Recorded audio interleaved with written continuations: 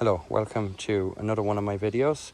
You're watching the Mobility Guy on YouTube, and today I'm showing you how to use a mobility scooter. So effectively what this is, this particular machine, and how you know the names of any kind of mobility scooter, is usually written on the back or on the side, or in this case both. So the make of this is Pride, and it is a Colt Sport. That can have different names in different territories, but essentially that's a medium-sized road slash pavement mobility scooter. So the difference between these and your smaller ones out there, the ones that you see that split it apart for the car and all, is a lot of the smaller scooters simply have your lever to go forward and back. That's your throttle. That's your wigwag is what it can also be called. And then you have your speed control here. You have your key. And on some of the smaller ones, you'll have your lights. With this machine being a bigger machine, you actually get the option for mirrors instead of just a magnetic brake that's built into the machine. Hence why that's why that machine won't move right now. You actually have a physical brake as well, because this goes 8 miles an hour, where the rest of the ones out there on the market actually go 4 miles an hour.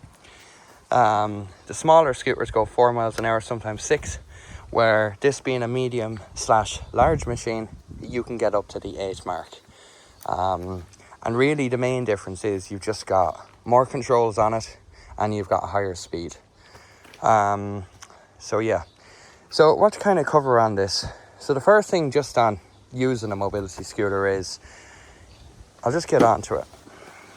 So the first thing you want to ensure is your seat, your arms, everything's kind of within a comfortable distance away, that you're not having to reach out to grab anything. You want to be able to push this to go and let go easily without drama. So I'm going to basically start again in a second and pretend I'm getting on it and explain everything as I use it. Right, so I have the key, okay? Put the key in here. If it doesn't go in, turn it around and try it the other way. Turn the key clockwise. What you see now is your battery gauge, okay? Now your battery level, whatever it shows there, is not true unless you're driving it. Okay, because even a dead mobility scooter will eventually show all them lights green. So one thing I will say to you is, ensure that when you're reading your battery is only when you're kind of traveling and the scooter's leveled off. All right. Now to go, before I want to go anywhere, I want to make sure I set my maximum speed on this scooter. So you see this knob here.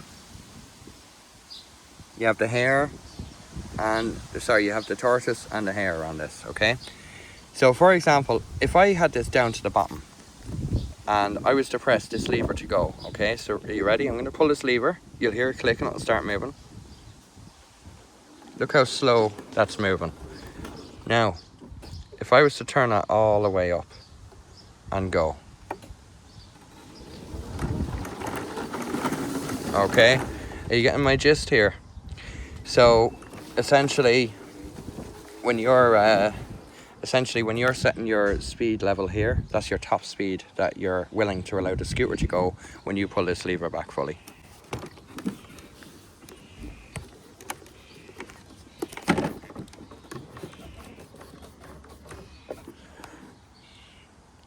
So what else is there to know? Probably the bit that you've been seeing is, you see these levers? I pull it back one way, it goes in reverse. I push it back the other way, it goes in forward. Okay, you see that? And I can regulate the speed with this as well, so watch. And I let go, you hear it click, it's stopping, the brake locks in. Okay, so the second you go on this machine and you let go, it'll stop, okay? And I'll just show you, listen for the click. And you ready? Hear that click? That means it can't move anymore. All right, so I can actually regulate the speed with this. All right, so even if I had this on full here, watch this. If I pull it back a little bit, it'll go like this. And the more I pull back that lever, I'll show you.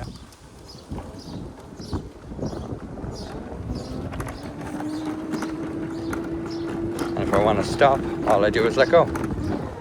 Obviously not with the handlebar, but just let go. So I'm turning around, very slow pull on this. I'm reading the battery as I'm traveling. You see the way there's one gone off that, or two? That kind of means it's about 3/4 charged. Where I let that go, look, they're all full again. So don't believe that battery meter when you're stopped. Believe it when you're moving, or kind of see how much it dips as you're starting to move. You know, you get an understanding of it. More things to cover with it is you have a horn on these. They're not meant to scare anyone, it's just to let anyone know in the likes of a shop you're in the way or anything. Okay, you have hazard lights. Again, these are only on the bigger machines, and essentially they're going to flash the hazard lights on it. Okay, you don't really need any of that. Then you have your lights. I think the lights should always be on, by the way, even in the daylight. It just gives someone an extra glimpse of you and prevents the risk of them walking in front of you. But again, these are like nearly all the features you can expect on any of the bigger machines. The smaller ones will have a lot less going on here. And again, you're typically going to be limited to your speed, your gauge, your key, and maybe just a horn. Okay. But yeah, that's kind of the general gist on how to use the machine. We'll do a bit more turning as well, and I'll kind of show you a bit more. So again, I want to travel. I'm going to slowly turn this. If I find it's getting off too quick on me, I can bring down that gauge a bit. See how slower it is now with the same pressure. You can turn around quite easily. You're better actually turning the steering as you're traveling. And yeah. Some machines won't even let you turn that hard when you're traveling anyway.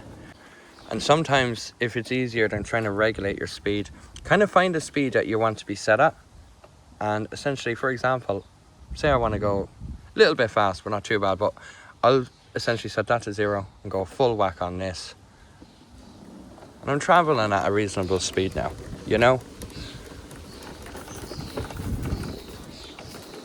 Okay, say I'm stuck and I need to turn around. Again, looking behind me, I'm all good. I can essentially use this to go back, or sometimes with this wraparound bar, I can just flick it like that to go back. So it's essentially the opposite of the direction you were going to travel. So you see backwards and forwards, okay? You notice it's a lot slower, it's nice and steady. I'm not having to balance my finger here. I'm just grabbing it as if I'm grabbing a handlebar. You don't even feel you using it. Okay.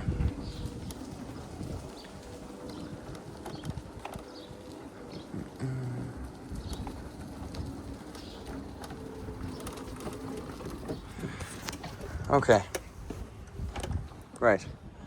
Next thing to cover as well, charging. So all mobility scooters have a 3-pin plug here, okay? And anything usually is a 24 volt output, 5 amps is the bigger machines. The smaller ones sometimes have 2 amp chargers, 4 amps, etc., even 3. Alright, the bigger ones even go as far as 8 or 10. But if you want to actually go and plug in your scooter somewhere, first thing what you do, you don't need the machine on to charge it, by the way. The off or on, and leave it off, it's better. And on this machine, and on any machine, there's going to be a 3-pin receiver for this somewhere.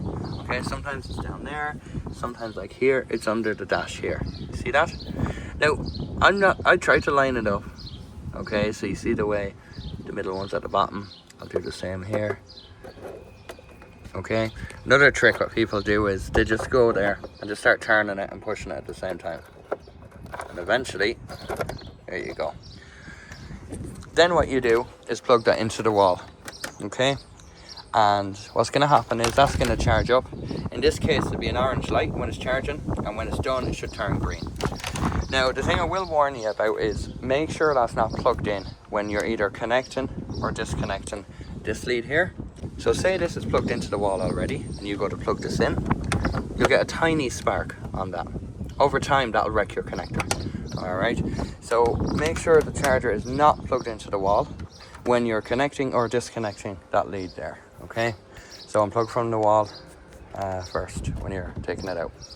Alright, on this particular machine, you do have a brake. That's more for emergencies. The scooter will slow down and brake itself. It's got an electromagnetic brake built into it. So which means is the brake is always on. It's always on. Okay, that's not going anywhere. And when you go to drive, the electromagnetic brake releases, and that was that thing I mentioned before. So you'll hear it click and start to go there. Okay, but look, that's the basics on how to use a mobility scooter. Hope you liked the video. Like and subscribe, and we'll see you in the next one. Bye for now.